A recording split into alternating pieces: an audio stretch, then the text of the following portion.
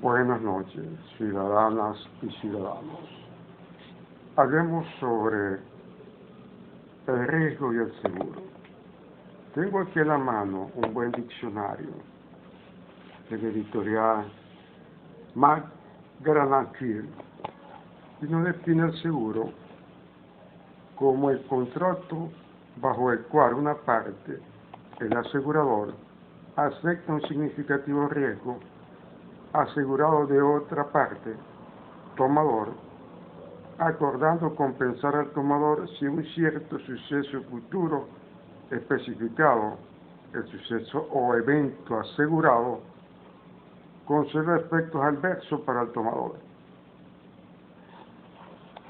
Esto viene al caso porque hay que precisar conceptos, ¿no? Así, el libro de un cubano, Ramón Escobar, titulado Los Seguros, define a este como uno de los 4 contratos aleatorios admitidos por el Código Civil. Los otros 3 son el juego, las apuestas y la renta vitalicia, ¿no? Así que estos son contratos en que una de las partes, o ambas, recíprocamente se obliga a dar o hacer alguna cosa en equivalencia de la otra de dar o hacer para el caso de un acontecimiento incierto o que ha de ocurrir en tiempo indeterminado. Es incierto, no hay certeza. Indeterminado, no hay precisión del momento, en sí del tiempo, ¿no?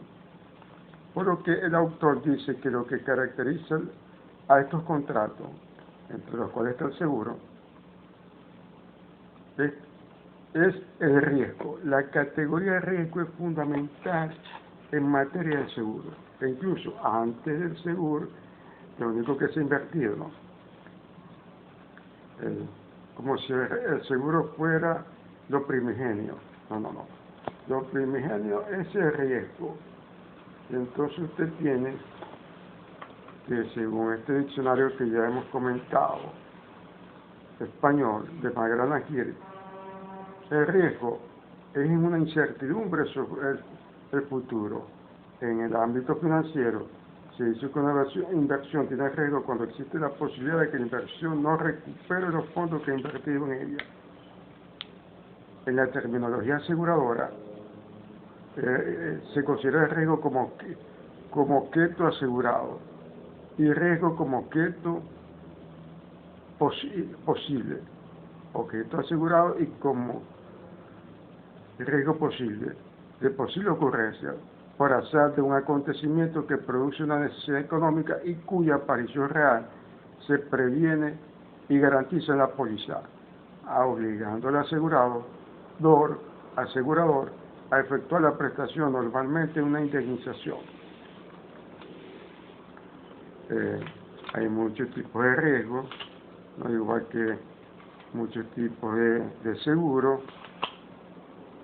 pero centrémonos en el texto del cubano. Estoy apuntando que sin el riesgo no tiene existencia jurídica el contrato de seguro. Más sintéticamente, por ejemplo, el profesor americano Salomón Unarch dice que es la ciencia del riesgo o el riesgo elevado a la ciencia.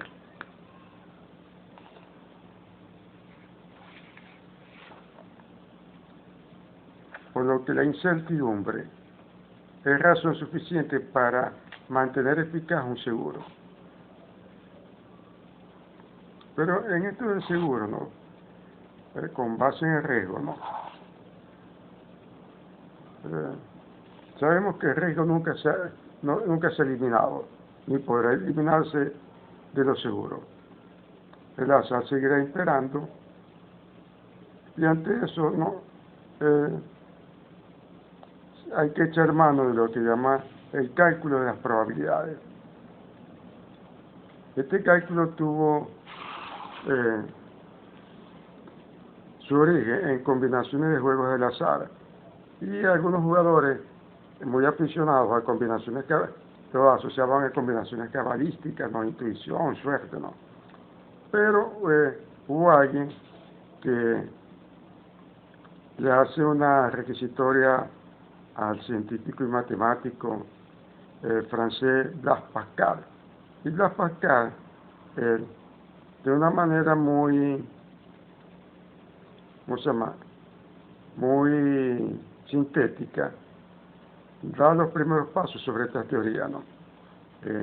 Así que en los primeros años del siglo XVII, un amigo suyo, que era también un jugador de dado, hizo a Galileo una consulta en estos términos, ¿no?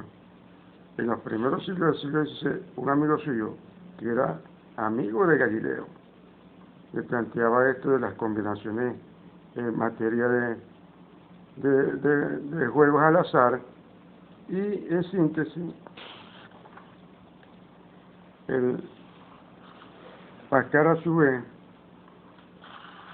le hace una, aunque decía que había, ¿cómo se llama?, avanzado en esto de una especie de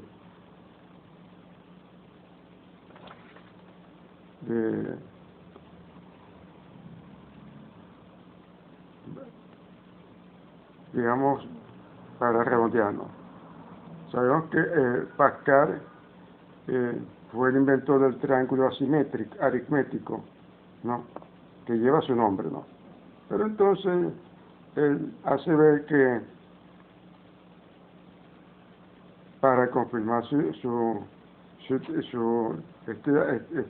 este cálculo de probabilidades, lo somete a consideración un amigo suyo que, aunque era juez, era un hombre muy experto en física y en matemática, ¿no? Que por cierto, este hombre de nombre Fermat, ¿no?,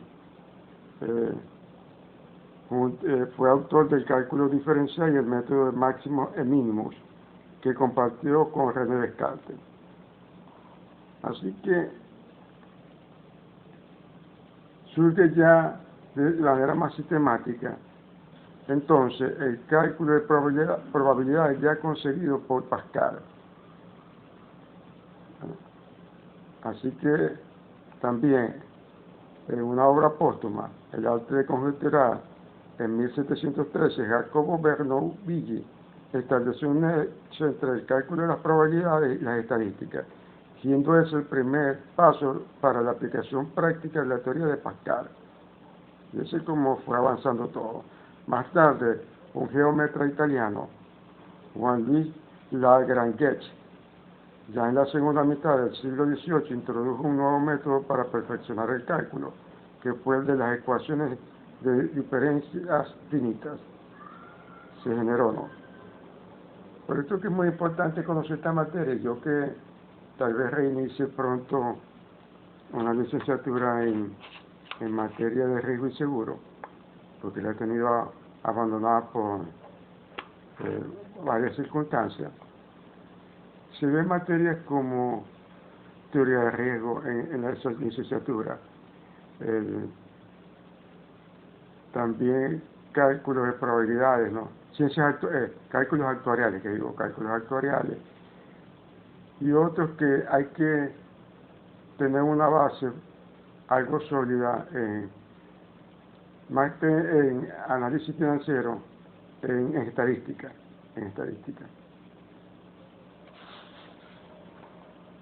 Ahora, el seguro tiene, digamos así, una prehistoria, ¿no?, que se extiende hasta el siglo XIV de esta era. Eran unos métodos rudimentarios, pero ya en la primera década del siglo XIV se caracteriza por la aparición de la póliza. La segunda, que comienza a finales del siglo XVII por el aprendimiento de las compañías, y la tercera, que participa en la segunda mitad del siglo XIX, que era la era de los grandes grupos internacionales del seguro, ¿no? Ahora, lo que llama la atención, que más allá que hubo ya en el Código de Hammurabi, existió una especie de asociación de seguros náuticos, el seguro en sí, y los fenicios igualmente, ¿no? Al punto que uno consigue situaciones como que en Grecia los dueños de esclavos, para protegerse de la fuga de ellos mismos, se pagaban indemnizaciones con cuotas, ¿no? Y de esa manera le resarcían al esclavista, pues eso era inhumano, ¿no? Que por haber perdido su esclavo. Pero generalmente no. En sí, el seguro nace con más fuerza en Inglaterra, ¿no? Y en un momento dado, esto lo dominaban los comerciantes alemanes. Esta gente fue expulsada, entonces llegaron unos mercaderes italianos y se segmentaron en el seguro marítimo. Fue avanzando el tiempo y ya en el siglo XVI, 1575, el gobierno encomendó a Ricardo Canterville la función de que por medio de los delegados suyos autorizarse o registrarse la póliza o cualquier instrumento de seguro, a fin de evitar que defraudando a los aseguradores, se asegurasen más de una vez los objetos mismos. Y ya en el siglo XVII, en 1601, reinando Isabel, se creó la Corte de los Seguros. Y así vamos viendo que ya en el 1668 aparece la famosa calle Towers, en el café Lord Coffee House, donde ya se va perfilando la figura de los corredores, pero estos corredores generalmente esta calle fue trasladada a la calle Towers, pues, ¿no? De la calle Tower a la calle Lombard en 1691. Pero ya el negocio estaba centrado, lo que después serían los corredores, en gente de dinero, muy sólidamente económica. Y se reunía, firmaba un papel en la parte de abajo, por eso que decía underwriters, ¿no? En la cual hacían ver un grupo de personas adineradas que aseguraban una mercancía que iba a partir de los puertos de Londres o llegaría, ¿no? O llegaría. Así que ya no eran necesarios los agentes de seguro todavía, se dice que ya lo había para poner en comunicación a los que pedían y a los que otorgaban y para proporcionar a esto. No eran necesarios los agentes de seguro, después es que aparecen, ¿no? Así que se consolida más aún esto del seguro, porque en Inglaterra, en el siglo XVII, en 1666, hubo un gran incendio, ¿no?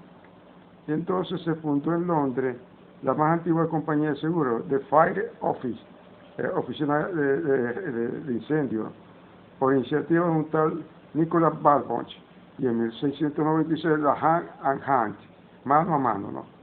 Que años más tarde se extendió en otro seguro. Este señor Backlund calificaba el seguro como una venta de indemnización de pérdida. Y así, en 1720, se fundó en Inglaterra una compañía de seguro marítimo. Y no fue, sin embargo, la primera, pues, medio siglo antes, en 1668, se había formado otra en Francia. Hasta el siglo XVIII no aparecieron los seguros de vida. De ellos se trata especialmente, bueno, dice acá en el capítulo 20 de este libro. ¿Qué nos indica todo esto, señores? Que el seguro no es gratuito, que se haya generado en Londres. Ya el imperialismo inglés, con sus colonias, sobre todo en la India, necesitaba asegurar la expoliación que hacía de las colonias y de las exportaciones que hacía las mismas. Ya aparece estas compañías de seguro, el Estado tratando de legislar, y de esa manera, con el tiempo, los oficios de corredores, agentes y corredores de seguro. Fíjense que las instituciones no nacen de forma gratuita, tienen una realidad socioeconómica qué está produciendo y cómo está produciendo una sociedad. Bueno, después seguiremos comentando este buen libro del cubano, Escobar, titulado Lo Seguro. Muchas gracias.